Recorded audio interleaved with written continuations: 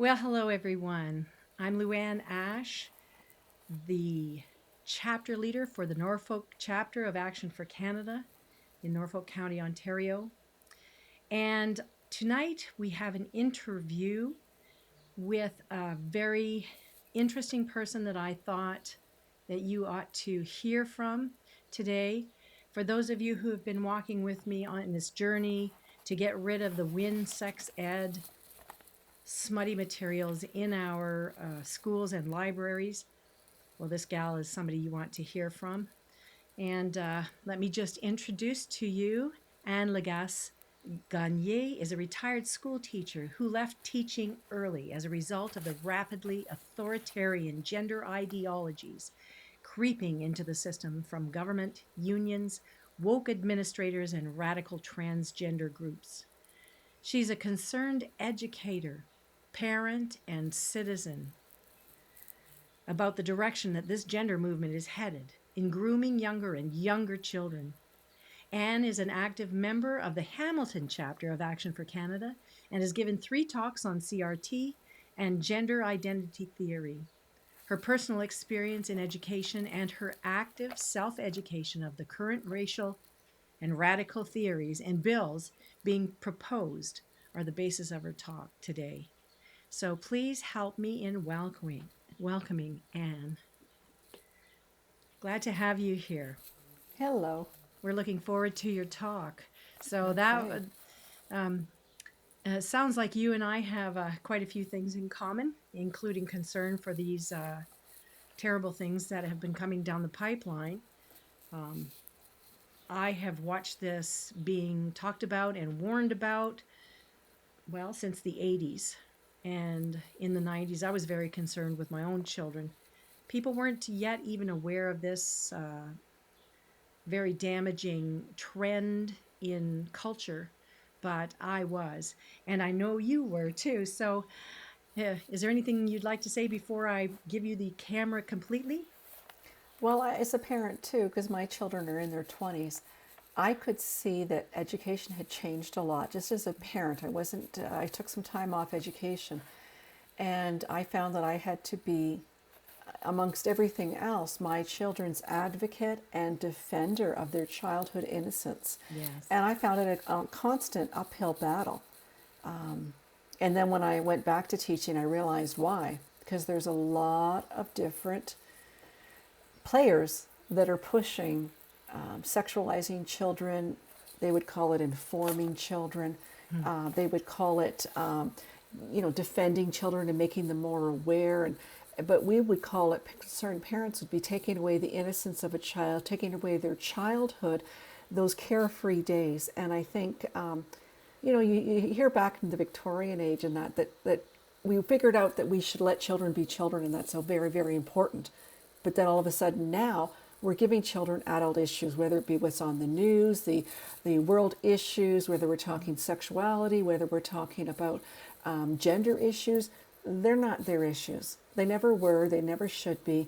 I remember when there was a tsunami that happened and my children were in school and they were in kindergarten in grade 1 and they wanted to talk about it. And I said, why are you talking about this? This is not a childhood concern. This is an adult concern, this tsunami that went through. And it was one of the first big things that they put out. This is what before I think we got really based on the drama every day in our news. Mm. And finally, the psychologist for the board came out and said, it is not age appropriate to bring these issues to children. I'm Mm-hmm. not sure anybody was listening. Yeah, no, I'm not sure anybody was listening either. So, just for clarification, you worked for how many years? And it was the Catholic board, was it? Hmm. Which is Yes, it was. shocking to me because don't parents think that when I know many people who aren't Catholic who sent their kids to Catholic schools assuming that they would have some kind of decent morality being taught to them. Well, I think that there is that thought still, but we have some very, very woke agendas with radical players that are pushing the envelope. And when you say no, whether it be at the board level, the union level, or the parents level, or the teachers level, Anytime you say no, you are now part of the human rights issues. You Ah, are called all of the isms that you can get. You're having racism in your. It just goes on and on. It's very intimidating. They've used that big bullying tactic, mhm. and I think the biggest thing I saw was when we started to raise the. Okay, well, there were two big red flags in education that I saw when I was in there.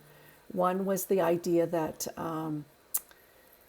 this curriculum could and would fly in the Catholic system, and it goes against our pillars of the Catholic faith. Exactly. And I was so disillusioned. I felt like the Catholic bishops had broke the deal with Wynne at that point, and they threw the public kids under the bus. Hmm. And I felt, wait a minute, aren't we looking after all the children, not just those children? And so they gave up some concessions, but once we saw updates come through with the board, they let quite a bit through. And then you also have young teachers coming into the systems, and when young teachers come in, they're part of the culture, and the culture has now formed them too. Hmm. So you've got a lot of players that are feeding into what's going on in your child's classroom now, whether it be public or Catholic. Hmm. I know The other that red flag, sorry, no, go ahead. the other red flag was the when we put the rainbow flag up. Oh, Very, well, very few parents could speak up, and when they did, they got shamed, they got called names. hmm, When in fact, you put the flag up, you're now starting to make prominent to young, innocent children the idea that we are no longer just male and female. In a hmm, Catholic faith, in a Christian faith, that's what you are, hmm. female and male. The So it just appalling, opens up a bag of worms that you'd rather not open up to young, impressionable children. hmm. I think that what most people don't understand is that this is a war. This is a war against families and the war against children. And for me, at very least, and not only me, that the staking of a flag implies that an enemy has conquered a territory and they plant their flag. Mm-hmm. And when I saw those flags go up, I said, people, um, in my case, Dr. James Dobson, with Focus on the Family, was warning about this back in the 1980s. I took my teacher training in the 80s, Mm-hmm. and it, it, it was alarming to see. Um, well, part of it is in the halls of teacher training that young impressionable minds who've never ever been out of school are starting their teacher training, so they've never ever been out of school, and Mm-hmm. they're trained to accept whatever they're told unquestioningly, and to give up their childhood family faith in the doing of Mm-hmm. it. Well, it's not starting at teachers college. No. It's already in their first degree. They've been getting it from day Yes. one. Yes. Absolutely day Yeah. one. Well, anyway, I think that that's enough about what we've been chatting about here. I'd like to hear your presentation, and I'm sure Okay. those who are watching would too. So I'm just going to switch over to a different camera and let you fly. When you need me, call me. Okay. Okay. So in Action for Canada, I just want to go through what we all agree that it stands for faith, family, and freedom. And we should all be concerned about those three tenets. In Action for Canada, we respect the individual's right to live according to their own beliefs, but when it so forcefully impedes on the rights of others, especially the family, with such devastating consequences, there must be a swift, fierce, and righteous opposition. And that's what we're going to do tonight. So we're going to talk about that. What's happening in our schools is a real concern because the fabric of our society is being targeted, groomed, and manipulated through our children.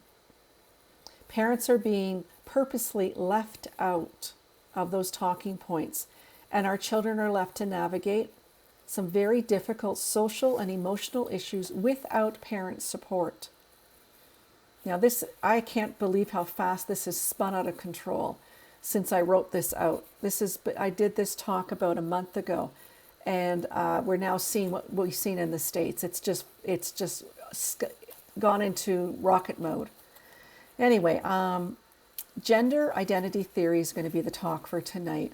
We know that critical race theory is also part of what they're dealing with at schools, but for tonight we just want to talk about gender identity theory. So I want to build a little bit of a outline about what that is exactly, because we're all on different understandings of what that might be. This may be the first time you've heard this, maybe you know a little bit about it, but it's just so we all know what we're talking about. So gender identity theory is built on the notion that the biological sex, which most Christians believe it's male and female, God created male and female, we all know those words well, but they're making the mandate that that's not all there is. Unbelievable. This theory is about gender that is subjective, which means that there's many, many variations, and subjective being that it's the individual's own inner sense that decides their gender, and it can change at the drop of a whim. I could give you examples of how that is, but we'll just keep moving on with it because this is really how it is in the school system, especially the most fluid time for this seems to be happening is with the junior grades. Kids can say one day, it's a girl, I want to be a boy. 3 of her friends can say the same thing. In certain schools, boards, unions, they do not want the parents to know. And the teacher is supposed to keep track of, is this a he or a she, and what's their new name, and not to share that. Well, that just goes against everything we know, absolutely everything we know about what a parent's role is as the first educator. So an individual, I want to just talk about this Dr. Deborah Song in 2018 in her Science Shows Sex is Binary, Not a Spectrum. She quotes and says, gender is biological and not a social construct, and she bases this on a large body of scientific research that shows that gender is a result of prenatal hormonal exposure. Boys, girls, female, male. That's it. There's nothing else. Anyway, with this gender theory coming out, we have a lot of people now getting there or in it, so to speak. So I think at this point, Heather, we can stop for a second and talk about that. If you'd like, we can talk about how this is, or sorry, I told you Heather, Luann, I mean, goodness me. That's all right.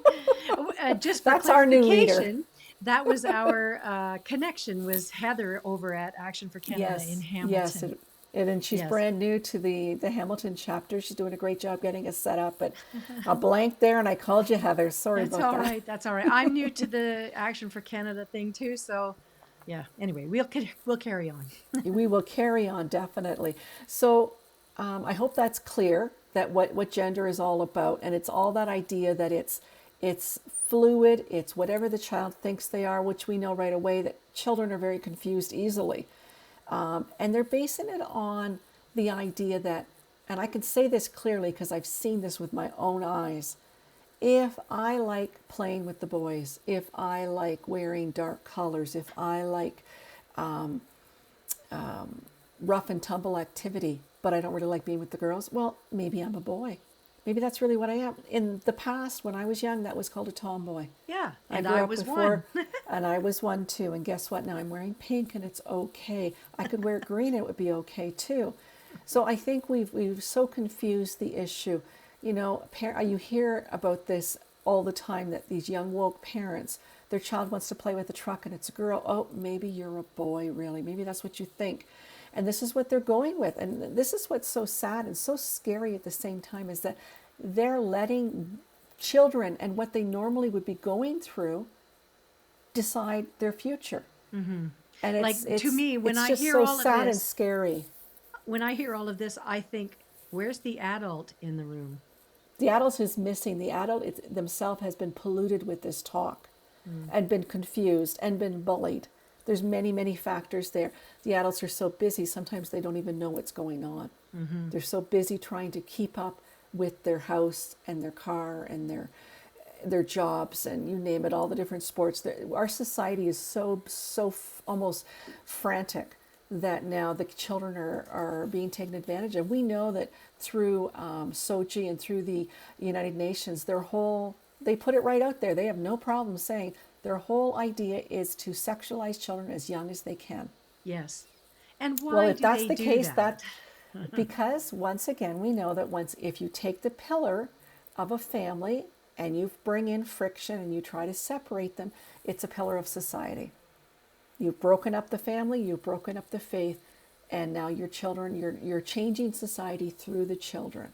Mm, mm, So, and unfortunately, our education systems aren't necessarily backing the family as the first educators. mm, hmm.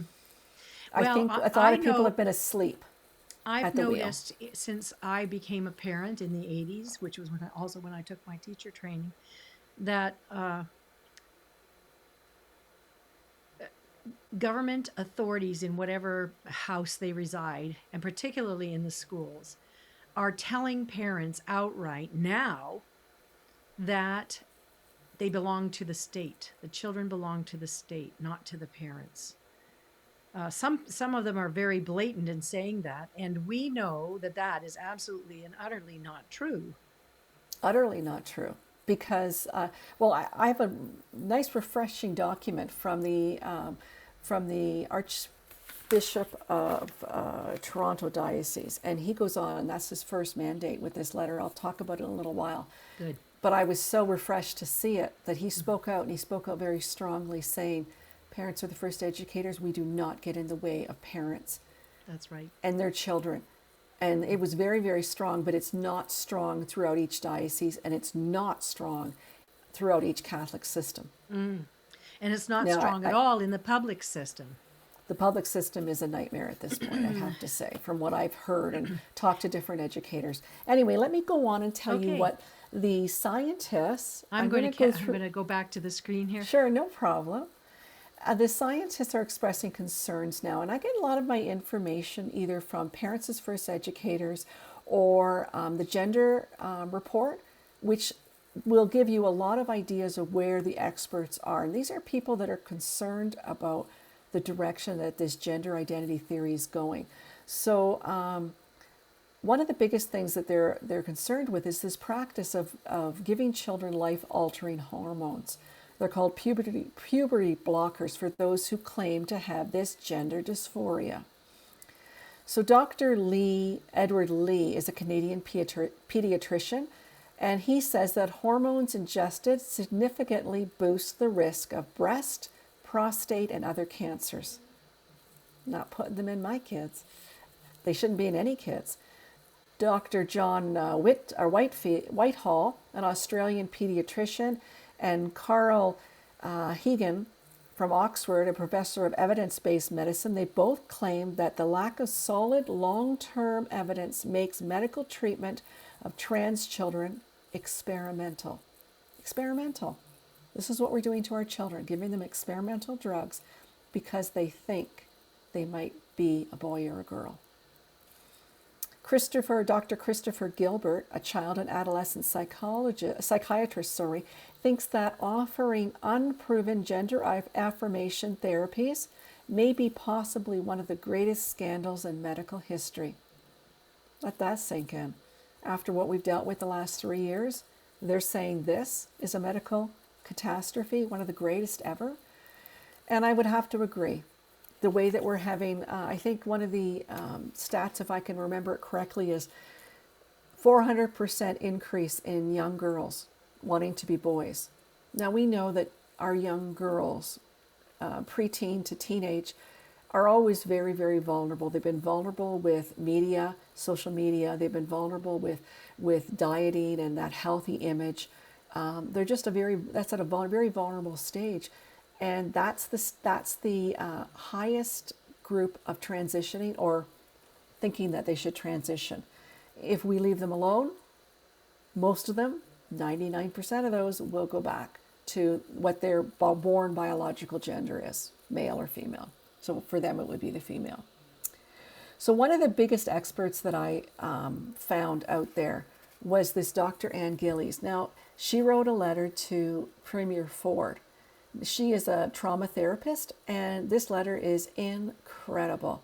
It is fact-based, it is well-researched, they've cited articles and people with options for a better direction. And I thought, of anybody, all the experts, I want to give you the 4 issues that that she really brought out on this gender. One of them is we need a wait and watch approach. It's safer due to the risks of the experimental hormones, which I've just talked about, and permanent life-altering surgery. So the majority of children, like we said, will revert back to their biological gender. So this watch and wait approach is so very important, and she points that out. Another point that she makes is that this is a social push that has shown, and this is a Great Britain stat, that there's a 5,000 increase in gender dysphoria in teenage girls. So there's another stat for you. This is a radical social agenda. Activists on the far, far side are pushing this. Her third point was that there's no evidence that gender affirming care is life-saving or prevents suicide. So you know that talking point they always give you, it's only humane, it's only caring because these kids are at risk already. No, that's not what she's saying. She's saying they're not at risk. There's no showing that these kids are going to be less suicidal. There's appropriate mental health that needs to be given to these kids first. And they talk about the appropriate mental health because there are many other issues that these children may have. It's not medical, it's not surgical transitioning that will help, it's appropriate mental health care. And that means talking to them.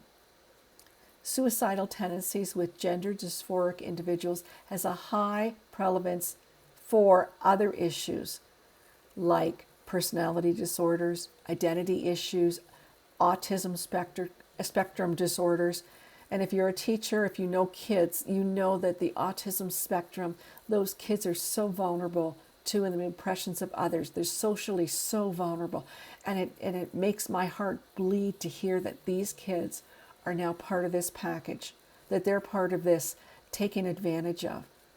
They already have enough issues. So she's saying that we need to get these kids who have these other tendencies, deal with that first, because that's where the suicide tendencies are coming from. They're not coming because they feel that there are gender issues. They should be addressed and assessed before any transitioning, social or medical. So that letter that she gave out, we'll give you a link to it. I'm just going to show that letter. One moment. Here we are. So I have a link to that, and it's incredible. It's very long. It's very involved. It's well worth reading. It's so well written. Of course, I don't think she got a response. Once again, Well, facts aren't seeming to make a difference in this case. We don't. These are the experts, not the experts they want to hear from, but they're the experts who are speaking kindness and facts and rationality on the ground for these children. I want to put it in a plug for Dr. Ann's latest book, Damaged by the Predators Among Us. I'm just about finished reading this. She gave me a copy in February. And what you're speaking of, just to segue a little bit, and then I'll come back to that, give you a break. The first part of the book is her story, her family's story, her children's story, her in-laws' story. And then in the back, it's speaking about the documentation that you're talking about. So it gives the history of how all of these terrible ideas have come to influence the influencers. And where we stand now, if we don't do something about it, we have a very bleak outlook for these children. Very much so. Yeah. There's going to be a whole generation that are going to be lost. And if we think that, if they think they're suicidal now, wait till they realize, like the 34-year-old who's now taking the government to task and trying to pull up together a lawsuit, that she was transitioned. And we now see she we can't see have many children. of these young people who were transitioned earlier, who have come forward and they've made videos for people to hear, to and But they're not getting the young airtime, so I think a lawsuit is very much in action. Very Here good. she is here. This one here in Ontario, really a woman. And this is Yes. from the Parents as First Educators. Yes. So these resources for those of you who are viewing are excellent resources for you to arm yourself with the truth and with facts. You might not change anybody else's mind, but you might. You just might. Well, and Um, I think the first step for anybody, even any parent, is you have to read a little bit about this so that you can feel confident enough to know, okay, what's my opinion?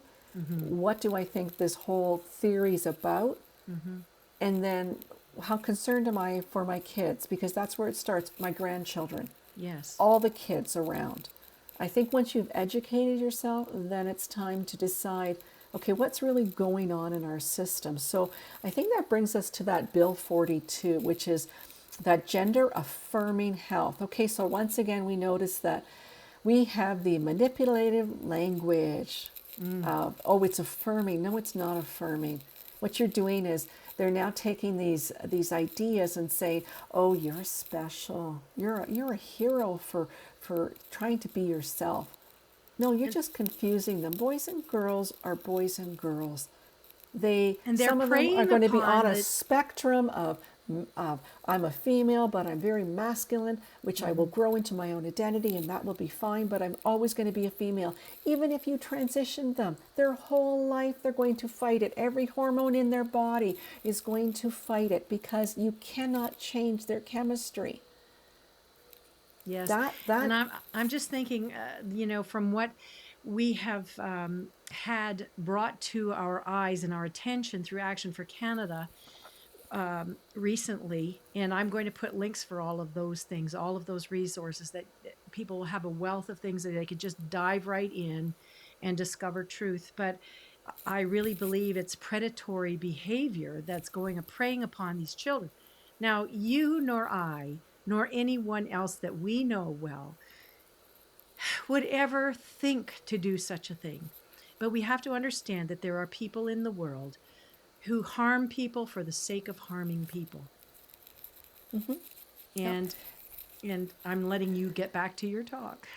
Well, and I think that that may be some of the players that are in this, but this has caught fire. We have a very radical group of the, I'll just say the alphabet, LGBT, blah, blah, blah, blah, group, the radical group that's trying to pull this gender affirming health care off.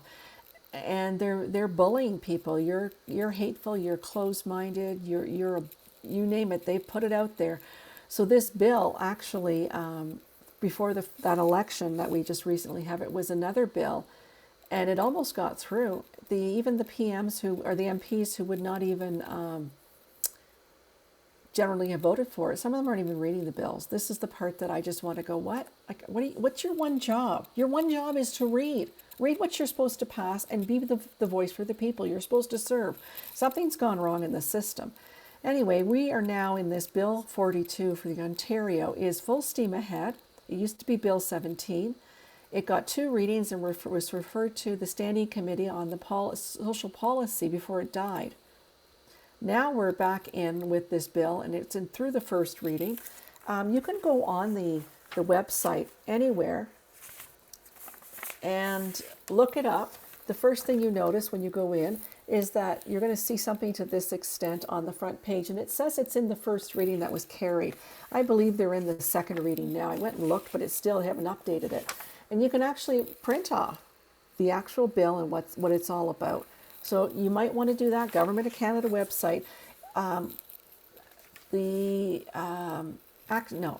Parents as First Educators does have a lot of links to these sites. So if you get into that one or the gender report, you can really get into the other links. So they all link up to each other. So this bill, what does it include? Let me give you a little summary. Socially transitioning is acceptable at the school level, and teachers must accept a child's subjective notion of their gender. So you can, as a teacher, have a child that comes up to you and says, "I'm going to change my pronouns. I used to be she, now I want to be they, or now I want to be he."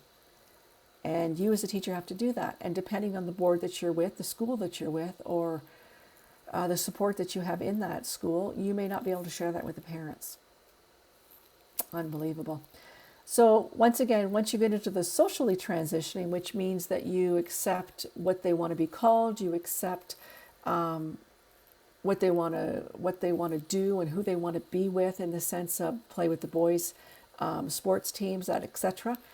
That you then pushes them on the road to the access of the hormone blockers and the surgeries.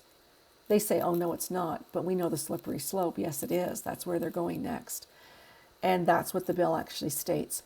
They want more easily accessibility for all Canadians, especially mature minors. Where we heard that before. Mature minors. The mature minors can't drive, they can't vote, they can't get their ears pierced, they can't get a tattoo, but they can change their gender. And apparently they could probably in the near future ask to commit suicide by medical means. This is an upside down world, isn't it? Greater access and enhanced insurance coverage. That one blew me away.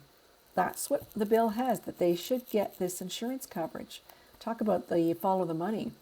Children can access treatments with or without parent consent, written right down in that bill. And there's a list of consultants for advice, and the parents are not under that list of the consultants. That's abhorrent. I can't believe that as a parent. Ford has already granted teachers to use any resources they like to teach sex ed and gender identity instruction. So the idea that if you go on the internet, the gingerbread man is a resource they can use. They can get on and use this site here. These resources are all given to you later. This is the Getty. And the stuff that they say here, these are radical gender people that want to get in as far as they can in with kids. And once again, we don't know their motivations, but it's not to leave kids innocently alone. Plus, Ford actually said, and it just makes me very sad to hear this, that the topics that are abhorrent to us already, that are part of the sex ed curriculum that he said he was not going to carry on from WINS, but he did. You can take the grade 1 topics and move them into give them some grade 2 ones. And it's all okay. I can bring any topics I want into that grade 1 class, and as long as I don't test them on it. What? As long as I don't test them on it. Kids are now to be exposed through school assemblies. Libraries are not something they can opt out of. So not only are kids getting it in the classroom under the curriculum, they're now getting it in school assemblies, they're getting it in announcements, they're getting it in library readings. And unfortunately, they're getting it online now with the training that's going on in certain boards.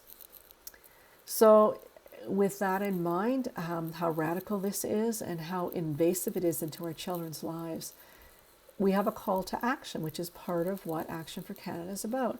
We want them to stop grooming our children with these gender ideologies that have no scientific basis. Go into the gender report. You'll see that that's the case. Stop promoting gender affirmation health care over a watchful, wait and see approach. And one of the other calls to action is stop socially transitioning the children. Get appropriate other mental health evaluations and psychological care by professionals before anything like that goes on. So much the same as what Dr. Gillies said. And you can pick many options. I think at this point, you have to decide as a person, whether you're a parent, a grandparent, or a concerned citizen with Action for Canada, what can you do? What are you comfortable doing? Not everybody's comfortable to go to the drag queen story time, even though it enrages you to see that it's happening to young children. It has no place to be there. But maybe you don't want to petition there. What can you do? So one of the things that we have is the notice of liability. We know that this is right on our website, the Action for Canada. And some people think that there's not very much action or traction with that. But by giving it out to anybody who you think is causing minors. It's sexually explicit activities, resources, events. To minors, you can give it to them. It makes them pause. It gives you something to do to give it to them and have a conversation. So it might be the librarian, it might be the school teacher, it might be the principal, it might be the librarian. However, whatever level you have seen this happening at. There's also an exemption. I'm just going to go through and find it. There's an exemption that you can, through Parents as First Educators, as if you have children in the system, you can ask that they be exempt from all and any events or instruction on sexual health or gender identity theory. It may not be as useful as you want, but once again, it starts a conversation, it makes people aware, and it tells your children that this is what we believe in. If your kids are going to have to live through this system, find a way to support them. The liability notice, the exemptions, you can write forward. Get on the bandwagon that Dr. Gillies pointed out, and email, write, or phone. We have found that through our Action for Canada, some people have said through their own experiences that emailing is easy to dump. Every time the mail comes through, they have to take note of it. So I don't know, but anyway, anytime you can voice your opinion, the better. And I did include with Luann a copy of a letter that I kind of morphed from Dr. Gillies and put in some information. Sometimes it's hard to know what to say, and you can use it as a stepping stone from that. And of course, the Ontario Education Minister, Stephen Lecce, letting him know what you really think. The more that we tell people, the more that you get involved that way, through a letter, through a phone call, through an email, that's going to help. The Minister of Health, Sylvia Jones, and I put the link in there too. That's another person. Let them know this is not what we want for the health of our children. There are many, many, many petitions at the Parents as First Educators. They're putting out petitions all the time. Sign those petitions. It's another voice being heard. And I think having courageous dialogue with family and friends, your children, if they're going to get it, let them get it from you first. Tell them what you believe. Tell them why you believe it. Tell them that they're a gift from God and God doesn't make mistakes. And if they bring up that they're confused, have an open and honest conversation with them, because that's where you start. You want to keep the doors of communication open. And the fact that someone may call you hateful, come back at them and say, I'm not hateful. I know what they're created to be. And come back with that evidence-based doctors and psychologists and researchers that are saying, no, this is one of the ideas that the media is so strong in pushing their agenda and saying that they only have the experts. They don't. There are other experts out there. And they're having something very strong to say now too. You need to actually educate yourself if you don't feel confident. And going for actionforcanada.com, parentsasfirsteducators.ca, genderreport.ca will all help you to figure out what is really going on. And if you don't think it's too much in our world, there we are, the drag queens at story time. It's disgusting. I went to the Hamilton Terry Berry Library demonstration, and I'm not one to stand out in front and talk back and forth between two different groups. So I went in and talked to the people that are actually running the library and had some very quiet conversation with them, very respectful. It was a start. It was what I was comfortable with. So here's what you'll see when you go on the pack. Parents as First Educators, Stop Bill 42. These articles are there. They will help you. You can actually go into and get the Ontario curriculum and find out what is your child learning at each grade, and what could they possibly maybe learn from another grade when a teacher feels that they are their own activists and they want to run it. There's the problem, is that not all young teachers are going to follow what's in the mandates of the curriculum. They may go beyond it and further, depending on their own social and cultural upbringing. So here's Stop Bill 42 again. Mm-hmm. So there's just tons of it. Well, this is the most famous one. I think everybody knows about this young man who wanted to be a woman. So there's been action on this. Theater. That has been, but there's been action on this in that he's no longer teaching in the classroom. Now, it took a lot of pushing, Mm-hmm. but it's happened. And so I Mm-hmm. think we have to be very, very courageous, because those poor young boys that were in that classroom, I'm sorry, it's pornographic. It's There's nothing there that's happening that's an educational agenda there. It's all pornographic. Those poor boys don't know where to look. It's just ridiculous. Mm. And then we I have, this wanted is to the one say that, mention something about that sure. fellow. There certainly was not a lot of time between that person and their expanded boobs coming to the forefront to having him taken out with a little bit of parental involvement and dismay and letter writing and getting the press out to Oh, see. yes, it went all It through didn't the take that states. long, really, when you think about No, it it. didn't. I mean, of course, the children in the class were afflicted with that for as long as it was happening, but you know, it's not there anymore. Right now, we don't know exactly what's happening Well, behind this, but at because least he's not in the classroom. he's not in the So then, classroom. one of the really beautiful stories I found was this one of Josh Alexander. Yes. And he spoke up for girls who actually asked him to help them find their voice. They didn't want gender transitioning males who want to be females or think they're females, calling themselves females, in their washrooms or their change rooms. They weren't comfortable. Where all of a sudden, where are the feminists in all this? Who's speaking for the girls? Well, this boy spoke up for the girls, and he was called all the names in the book. He was bullied. He was told he wasn't allowed to go to school. His own education was interrupted. He was arrested. But it hasn't stopped him from fighting. And so there's a good news story of someone who is doing his own action that, excuse me, that he was comfortable with. Mm-hmm. It's important to stand up for those young men who are standing up for the girls in their classrooms, because girls might not say exactly what's happening, but if you have a boy coming in faking that he's something that he isn't just so that he can be a peeper, well, you're developing a little psychopath there by letting peepers into girls' bathrooms and getting away with it. Yeah, That's exactly. the problem.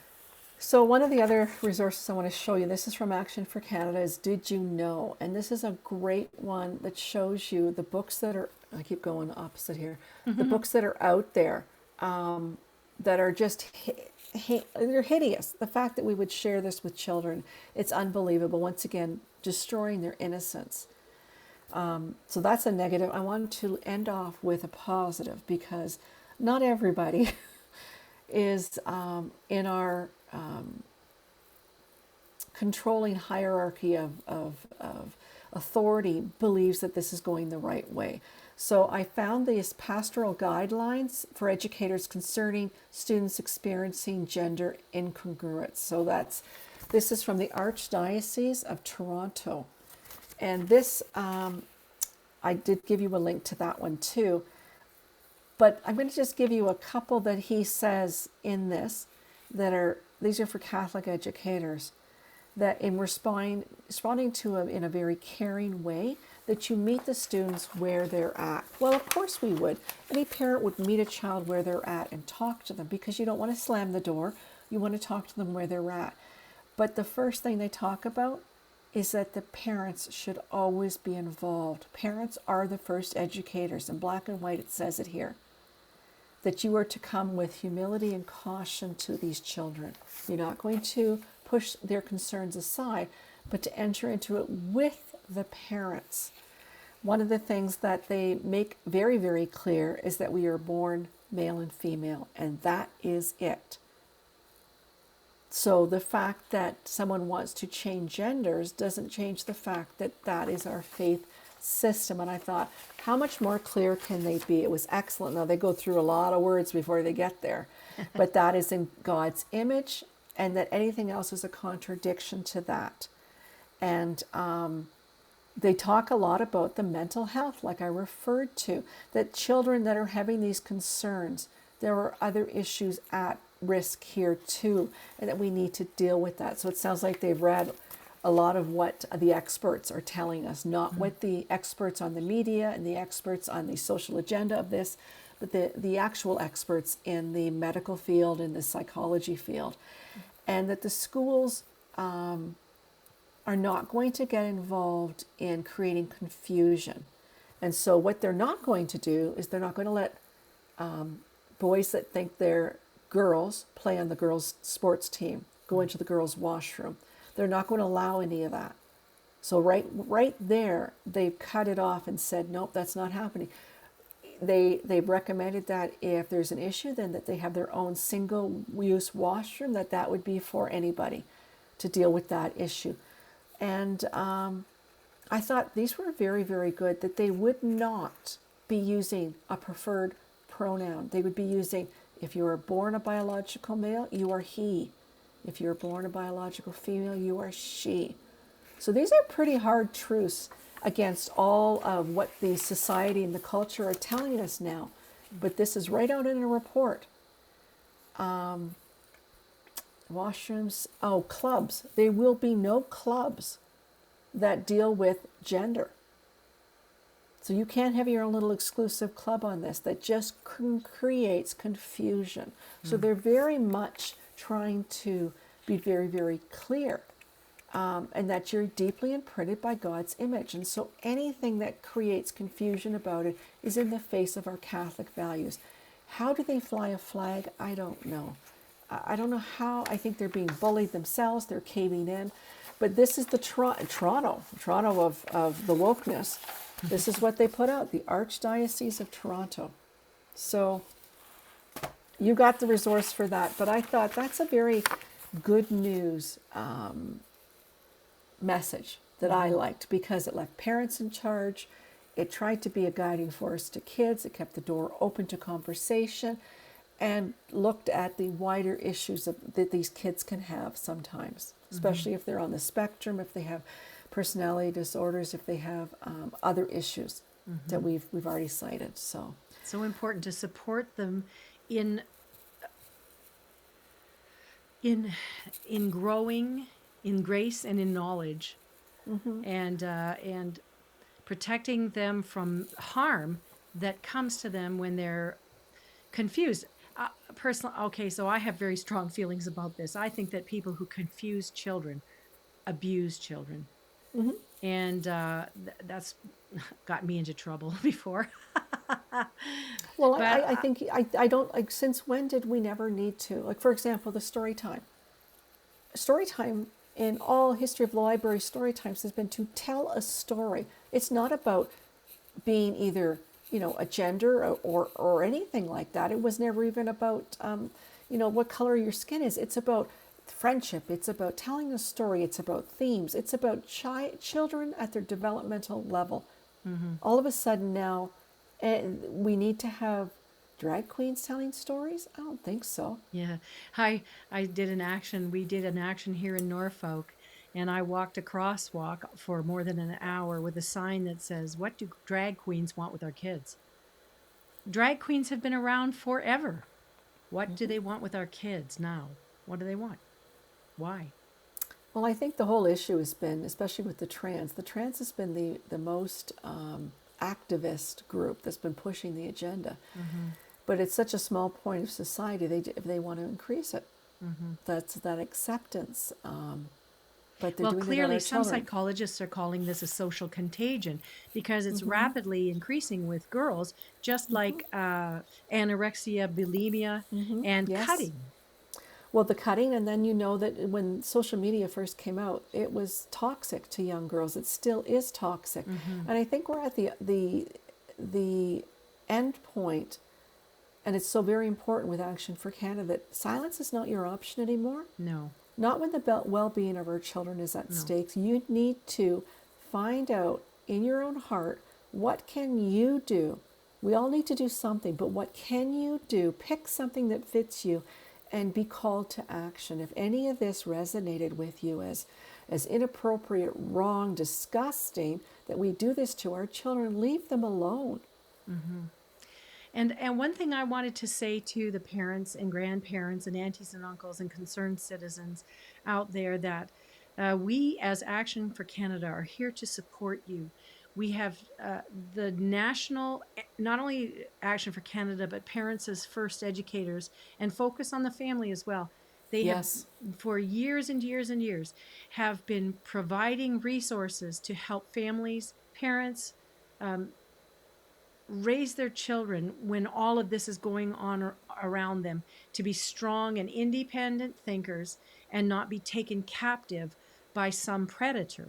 And I just wanted to say that we have all those resources available and we'll make them available for you. I just wanted you to know that in the Brantford and Simcoe, Norfolk, Brant County area, we have been starting to hold actions that are very quiet and prayerful, and just putting up our Action for Canada signs that say stop sexualizing our children, and holding our uh, school board trustees accountable to the law.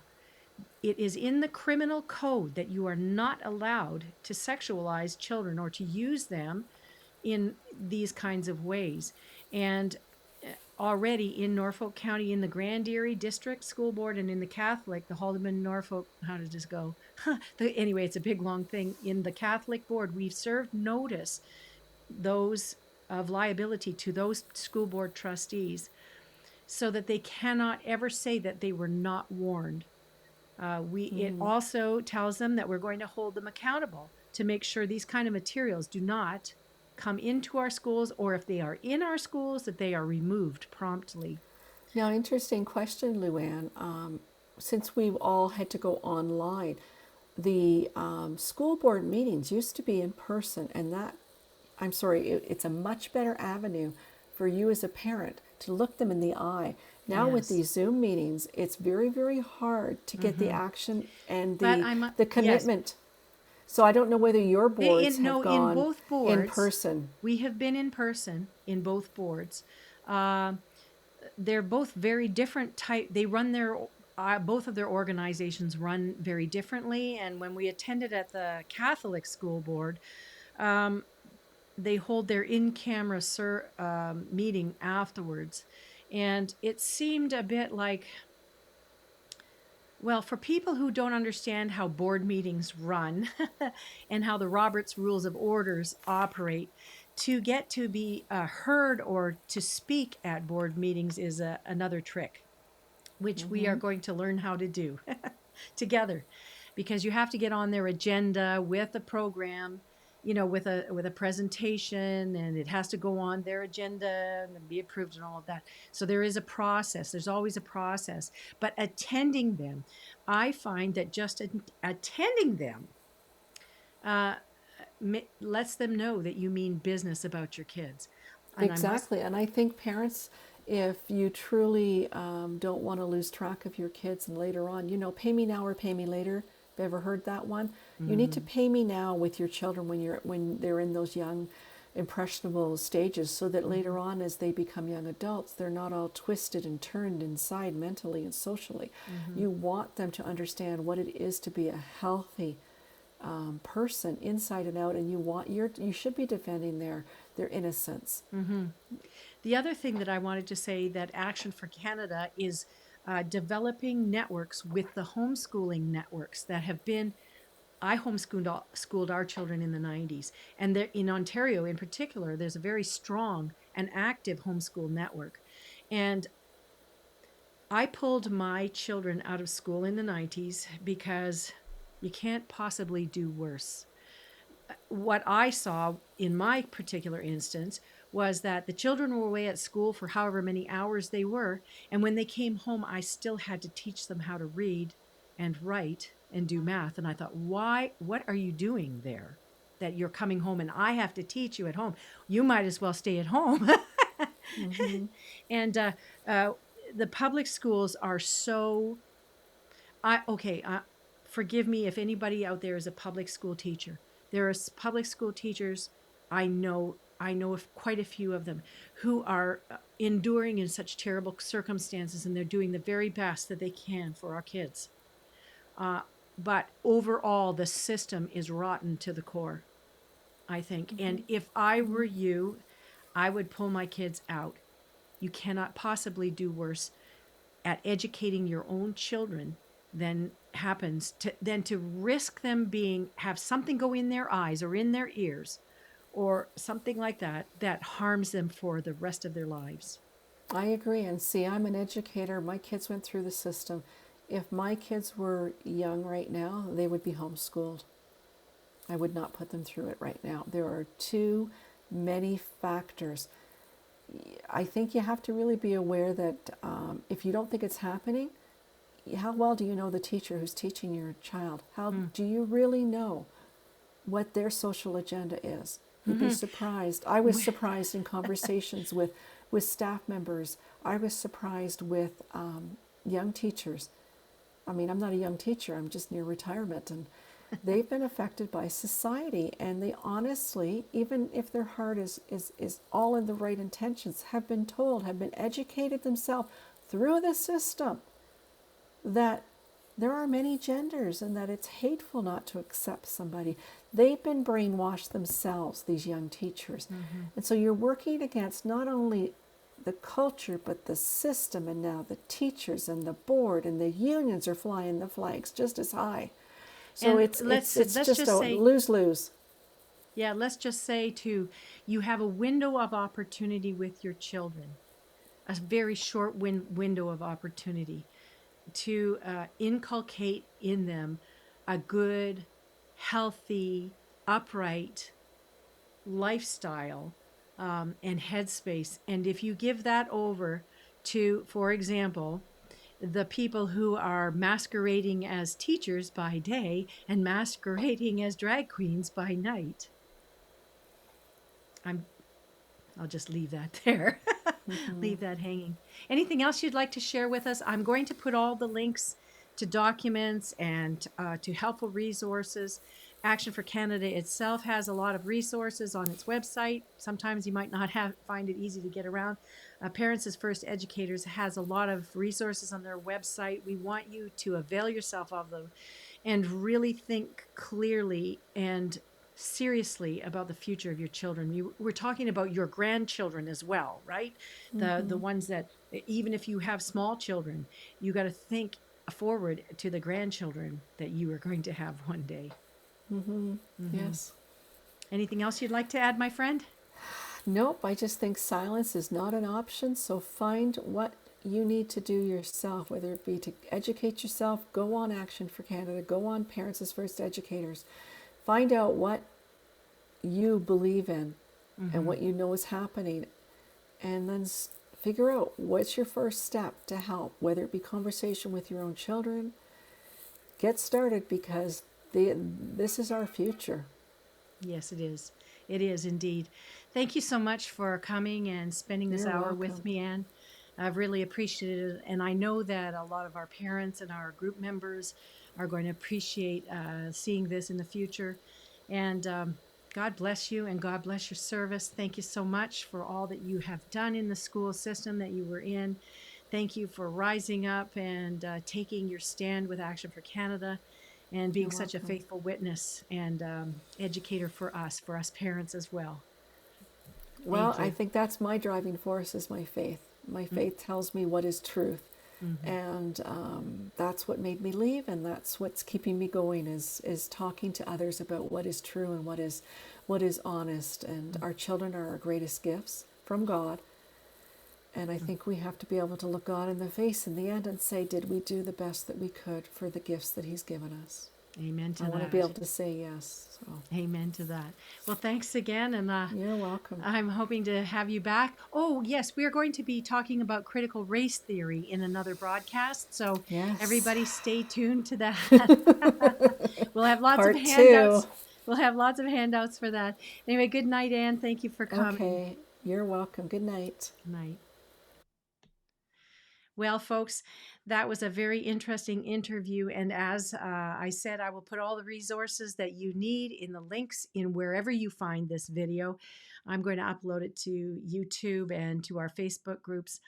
And you may share it far and wide. If you are angry and frustrated, we will link arms with you. You just only have to ask for help. And we'll just muddle it through together.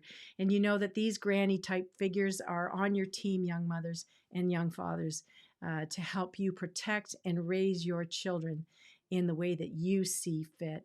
Anyway, it's been nice spending this time with you. I'm so glad you've come. And I'm looking forward to the next interview that we have with Anne. So we'll talk to you soon. God bless.